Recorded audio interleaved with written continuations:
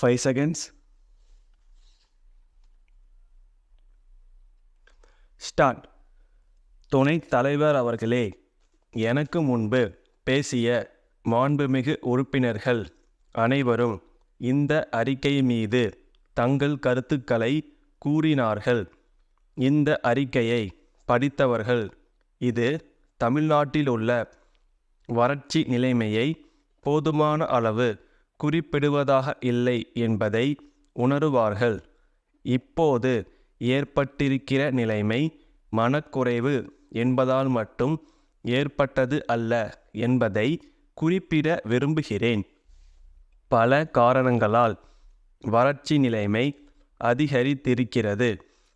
சென்ற ஆண்டு பெய்த மழை அளவை விட இந்த ஆண்டு குறைந்துவிட்டது.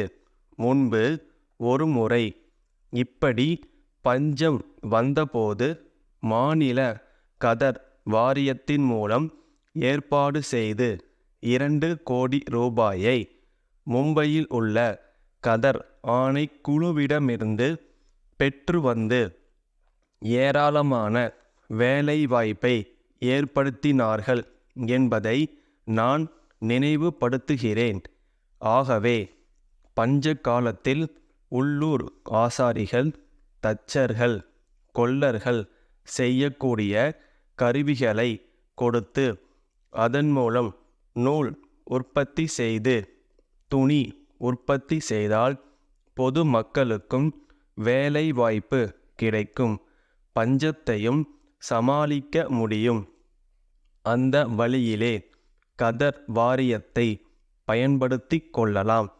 கதர் ஆணை குழுவினருக்கு இந்த மாதிரியான அறிக்கையை கொடுத்தால் பயன் இருக்காது.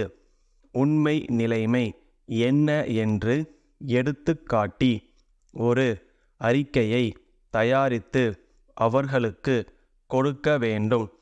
அப்போது உதவி கிடைக்கலாம். இப்போது செலவழித்திருப்பது போதாது. ஆகவே இன்னும் அதிகமான பணத்தை செலவழிக்க வேண்டும் என்று எல்லா உறுப்பினர்களும் சொன்னார்கள். செலவழிப்பது என்பது நம்முடைய அரசின் கடமை. பொது மக்களுக்கும் இதை செய்வதில் கடமை இருக்கிறது என்று உணர்த்த வேண்டும். வறட்சி, பஞ்சம் போன்ற காலங்களில் குற்றங்கள் அதிகமாக வளரும். சாப்பிட ஒன்றும் வழி இல்லாவிட்டால் திருட்டு போன்ற குற்றங்கள் ஏற்படும். இவற்றை சமாளிக்க பொது மக்களுடைய கடமைகளை பற்றி அவர்களுக்கு உணர்த்த வேண்டும். அரசினுடைய முக்கியமான கடமை நிதியை கொடுப்பது.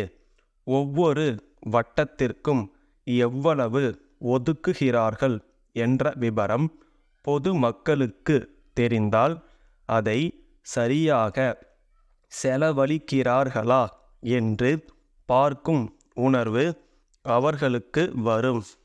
ஆகவே பொது மக்களுக்கு தெரிகிற மாதிரி ஒவ்வொரு வட்டாரத்திற்கும் இவ்வளவு ஒதுக்கப்பட்டிருக்கிறது என்று அறிவிக்க வேண்டும். அப்படி செய்தால் பொது மக்களும் கண்ணும் கருத்துமாக இருப்பார்கள் என்பதை சொல்ல விரும்புகிறேன். கிராமங்களில் உள்ள சில வசதி படைத்தவர்கள் அரசு அளிக்கின்ற பணத்தை ஒப்பந்தம் மூலம் எடுத்துக்கொள்கிறார்கள் என்ற குறை சொல்லப்பட்டது. அவர்களுக்கு இரக்கச்சித்தம் உண்டாக்கக்கூடிய அளவிற்கு ஏற்பாடு செய்ய வேண்டும். வறட்சி நிலைமையை சமாளிக்க பொது மக்களுக்கு ஆதரவு வேண்டும் என்ற நிலைமையை உண்டாக்க வேண்டும். பொது மக்களுக்கும் இந்த சமூகத்திற்கும் இதில் பொறுப்பு உண்டு. அவ்வப்போது வசதி குறைந்தவர்களுக்கு உதவ வேண்டுமென்ற உணர்ச்சியை நாம் உண்டு பண்ண வேண்டும். தற்போது உள்ள சூழ்நிலையை பயன்படுத்தி நல்ல உணர்வுகளை வளர்க்கும் சூழ்நிலையை நாம் உண்டு பண்ண வேண்டும். மும்பை ராமானுஜம் கூட்டமைப்பு, கொல்கத்தா முருகன் கூட்டமைப்புக்கு எழுதும் கடிதம். அன்புடையீர், தங்களுடைய சரக்கு தேவைக்கான உத்தரவை நிறைவேற்றுவதற்கு கால நீட்டிப்பு கேட்பதற்கு நாங்கள் வருந்துகிறோம். எதிர்பாராத விதமாக ஏற்பட்ட தொழிலாளர்களின் வேலை நிறுத்தத்தால் எங்கள் தொழில் சிறிது காலம் முடக்கப்பட்டது. எனினும் வேலை மறுபடி துவங்கப்பட்டிருப்பது தங்களுக்கு தெரியும். எங்கள் ஒப்பந்த வேலைகளை முடிப்பதற்கு நாங்கள் தீவிர முயற்சி எடுத்து வருகிறோம். இருந்தபோதிலும் ஒப்பந்தப்படி ஆகஸ்ட் 1ஆம் நாளுக்குள் தாங்கள் கோரியுள்ள சரக்குகளை அனுப்பி வைக்க இயலும் என்று தோன்றவில்லை. தற்போதுள்ள நிலைமைப்படி செப்டம்பர் 1ஆம் நாளுக்குள் நிச்சயமாக தாங்கள் கேட்டுள்ள சரக்குகளை அனுப்ப முடியும் என்று உறுதியாக நம்புகிறோம். இந்த ஏற்பாடு தங்களுடைய இசைவை பெறும் என்று நம்புகிறோம். சரக்குகளை அனுப்புவதை விரைவுபடுத்த நாங்கள் முழு முயற்சி செய்து வருகிறோம்.